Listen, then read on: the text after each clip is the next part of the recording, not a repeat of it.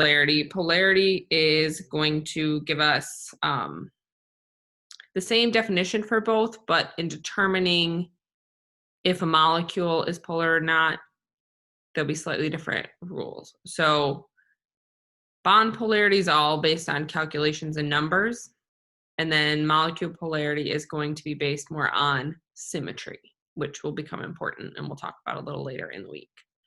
So bond polarity notes. Polarity is described as the difference between electronegativities of two atoms involved. It describes the bond's character.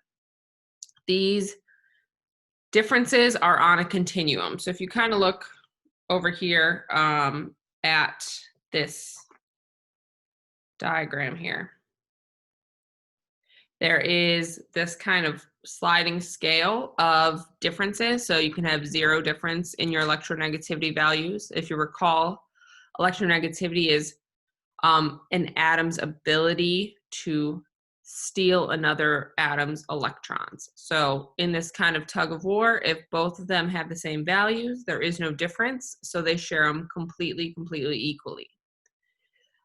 As we start to get slight differences, so maybe it's not a huge difference, it's only 0.3, so technically they're not sharing them very equally, but since it's such a small difference in that tug of war, it's essentially the same. As the differences increase, one atom starts to attract the electrons in that covalent bond much more than another. And so it becomes a lot more lopsided in terms of how they are sharing their electrons, and we consider those then to be polar bonds. At some point, the difference is so extreme that they're no longer sharing and they completely steal. And that's what we know as an ionic bond. So similar electronegativity values allow us for sharing to still take place, while the most extreme differences are going to create ionic bonds. So as I kind of go through the other terms here, you'll look down and see what I'm talking about. So if you look at the ionic bonds, obviously we are seeing that there is no sharing. One has taken the electron from the other. For our purposes, it's going to be metal and non-metal happening. Some of the numbers can get a little weird, so we're not going to really base that off a number per se. On this chart, it kind of talks about 1.7 might be kind of around a cutoff, but it is a continuum. So putting a hard line in the sand, especially for that one, is kind of just making something up, and it doesn't necessarily fit a perfect pattern. So for us, if it has a metal and non-metal, it's ionic, regardless of what the number is. Polar covalent and non-polar covalent will become a little trickier. So we are going to put a hard line in the sand here, and that's going to be 0.4. So at a difference of 0.4,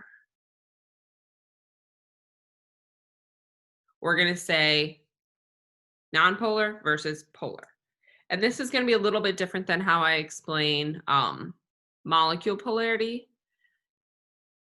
Molecule polarity, I'm going to kind of go to the extremes. Either it's 100% nonpolar or it has some polarity. The important thing here, and you can kind of see that this is in the worksheet,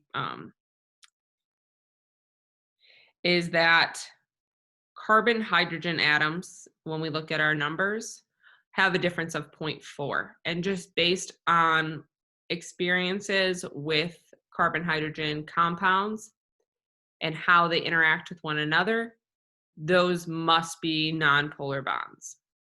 So that's kind of what is setting this 0.4 as our kind of hard line in the sand.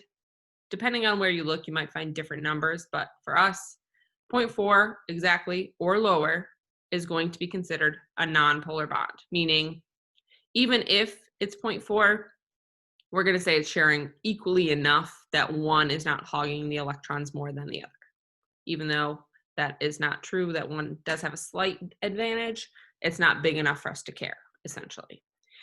Then, obviously, opposite of that is if I have 0.4, or above 0.4, I should say, not including, but above 0.4, that is going to be enough of a difference for us to start saying, okay, one is definitely hogging more than the other. So we're going to get this more unequal distribution. So you see over here that this is kind of a bigger area.